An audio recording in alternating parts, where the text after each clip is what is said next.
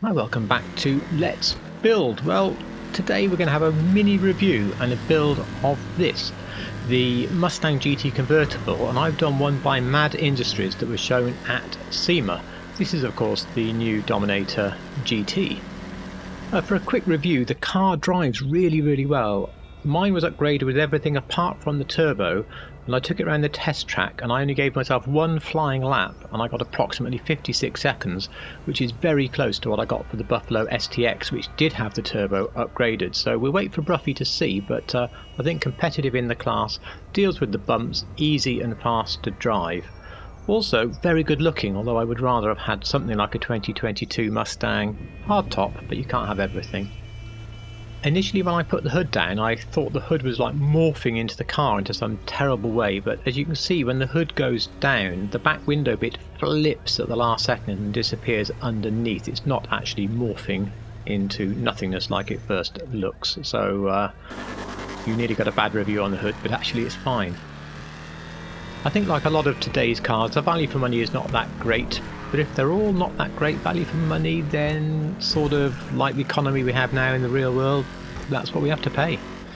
Here we go with the conversion. Then I've done nothing to this car, it's exactly as you buy it. So armour to full, brakes to full. Let's do the paint before we go any further. The primary colour is simply going to be a classic black, so that's pretty easy.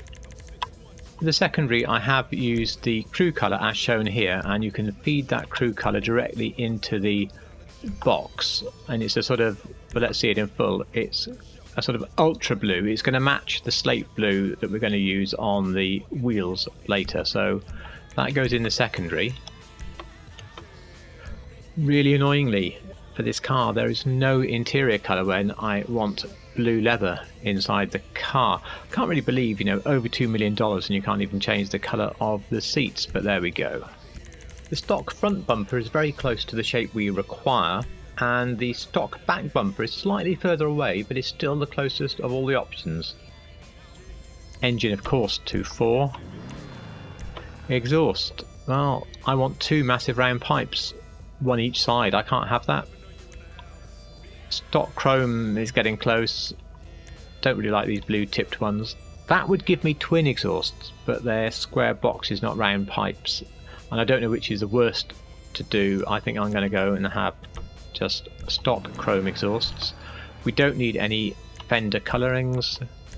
For the grille, again, I can't quite have what I want. That would work, for example, if you want to keep the Vapid badge and the bar below.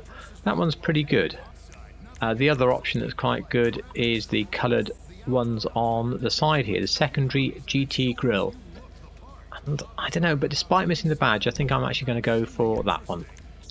For the hood, I actually want twin vents, but slightly different shape, and I want them on the outside.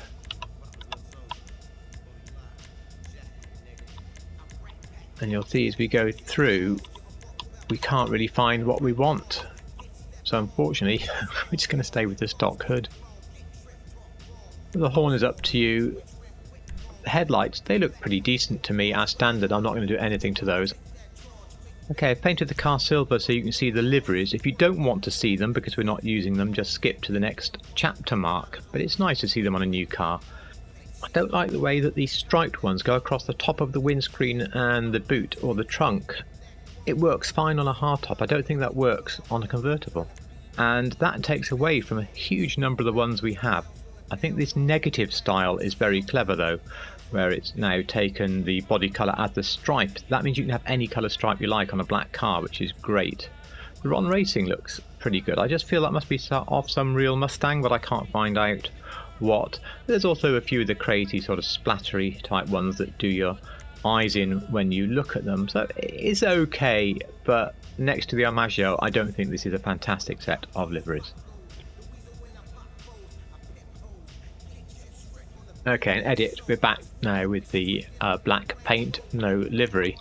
Moving on to the mirrors, we want those to be secondary as well, so that's something we can do, which is great. I don't want mudguards, but it was quite interesting to see they were Vapid branded. They're quite good looking mudguards. For the number plate, I'm definitely going yellow on black. The spoiler, we're quite lucky that this primary large lip spoiler is very close to the one on the car that we want. For the suspension competition, brings us down to the height that we want. I hope I drive this a lot because I'm doing all these performance parts. The trunk, again, this is weird, isn't it? Just colours. I'm not going to do the turbo though, I think. I don't really want turbo noises on a massive, normally aspirated V8. The vents is good, I mean you can hardly see it in this light, but these vents here, you can get rid of them because the vents were only on certain models of the car, so no rear side cover. Wheels, wheel type. I spent quite a while on this. Good news, they're from the sport category, so they're cheap. You can't quite match the angular nature of the wheels. I think your best two options are simply to take the Mercy wheel or the S Racer. I slightly prefer the thought of the S Racer here, the way that it kinks in more in the middle. It's pretty close, but let's go S Racer. And the wheel colour, we're going slate blue, and slate blue is the colour that we had the hex for the secondary, so at least that all matches. That looks pretty good. Well, that's the build complete because I don't need to tint the windows as I want to keep the car roof down in storage and when driven. To do that, you come back into the workshop with the roof down, do a modification and you're done. However, I tried it at this auto shop and I would put the roof down, go back in and the roof would be back up again. I couldn't do the usual trick. I was just giving up when I went to Los Santos Customs and tried the same thing and bingo. So I can now store the car hood down, no problem.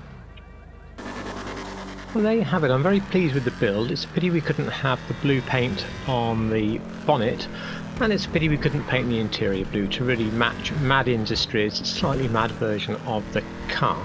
Anyway, I think this is the sort of build that suits the car. Either build a standard GT or go for something a little bit flashier that was shown somewhere like SEMA, because you don't really have race car convertibles, at least not as far as I'm aware, and a lot of the other hardtop type of extreme builds I don't think would work with a convertible.